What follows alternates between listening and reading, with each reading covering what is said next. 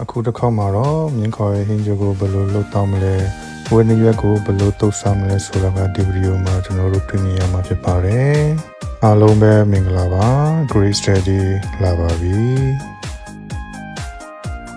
စီးရကနေဝင်လာတဲ့ဝင်းရွက်နှစ်ဖက်ကိုရင်းနဲ့တေချာစီးတယ်ပြီးတော့မှရင်းနှီးနဲ့တေချာဖြောပြီးစီးနေတာကိုတွေ့ရမှာပါရင်းနှီးတွေကိုတုံပြီးတော့မှရေအင်းနဲ့တစ်ခါဆင်းအောင်ပြန်လဲဆေးလိုက်ပြန်ပါတယ်ပြီးရင်တော့မှရေပင်နဲ့ပြန်ရဲ့အနောက်ရဲ့ငရုတ်ကောင်းမုတ်ရဲ့စားရဲ့ထည့်ပြီးတော့မှတေချာနှိမ့်နေပြီးတော့မှနိုင်ဝဲလောက်နှက်ထားလိုက်ပြန်ပါတယ်နှက်ထားတဲ့အချိန်တော်အတွင်းမှာချင်းရဲ့ချစ်သွင်းကြီးရဲ့ချစ်သွင်းဖြူရဲ့ထည့်ပြီးတော့လီထားပြန်ပါတယ်ဝန်ရွက်တွေကိုစားပြုတ်ဖို့ပြင်နေပါပြီ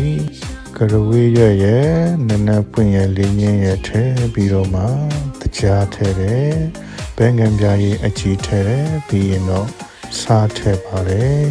နောက်ထပ်လီထားတဲ့ချက်သွင်းဖြူချင်းကိုထဲပြီးတော့ထဲပါတယ်ပြီးရင်တော့မှရင်းနှွေးထဲပြီးတော့မှဖုံးအုပ်ပြီးထဲပြီးတော့မှပြုတ်လိုက်တာကိုတွေ့ရမှာပါရတာရဲ့အတာနူနူခက်ပြီးတော့မှချိန်နေတယ်ပါတယ်အဖုံးကိုဖွင့်လိုက်တဲ့အခါမှာတော့အရန်ကိုအယောင်လှလှလေးနဲ့ဝတ်သားလေးတွေနူးနူးအီအီလေးဖြစ်ပြီးဆိုတော့မှပကံလေးကိုဆဲပြီးတော့မှထည့်လိုက်တာကိုတွေ့ရပြန်ပါတယ်ဆဲထားတဲ့ဝတ်သားတွေကိုကြည့်လိုက်မယ်ဆိုရင်တော့အယောင်လှလှလေးနဲ့စားချင်းစရာလေးဖြစ်နေတာကိုတွေ့ရပါတယ်နောက်ထပ်ခရင်ချင်းဒီနဲ့ဂိုဘီကိုဘာတွေ့လဲတော့မသိပါဘူးပပလေးနဲ့နုံလေးဆင်းထားတာကိုထည့်ပြီးတော့တွေ့ရပြန်ပါတယ်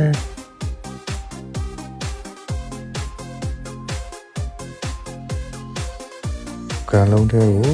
မြင်းခေါ်ရတဲ့မြတ်ထက်နေပါတယ်မြို့တီလည်းမြတ်ထက်နေပါတယ်ကျတုန်ဒီထဲတယ်ပြီးရင်တော့မဂိုဘီထဲပါတယ်သမယာရင်းလေးညှစ်ထဲတယ်ပြီးရင်တော့မဝက်စုပြုတ်လေးကိုထည့်လိုက်တဲ့အခါမှာတော့အရန်ကိုတောက်ချင်စရာကောင်းတဲ့ဝက်စုပြုတ်လေးတွေ့ရမှာပါစုပြုတ်ပြီးပြီဆိုတော့ဝက်နေရကိုပါလေးလီထားတာကိုထည့်ပြီးတော့လည်းတွေ့ရပြန်ပါတယ်ပြီးရင်တော့ကော်ဖီလေးထည့်တယ်ခရမ်းချင်းဒီလေးထည့်တယ်ချက်သွင်းလေးထည့်တယ်သမယာရည်လေးညှစ်ထည့်ပြန်ပါတယ်မြို့တီစင်းကိုလည်းပကကြီးနဲ့ရက်ထည့်နေပါတယ်မြို့တီစင်းကိုဓာတ်နဲ့လည်းပလေးလီလို့ရပါတယ်မြို့စင်းလေးကိုဖောက်ထည့်စားလေးထည့်နံပြိုင်လေးညှစ်ထည့်လက်အေးလေးဆိုပြီးတော့မှတီချာကိုတုပ်နေပါတယ်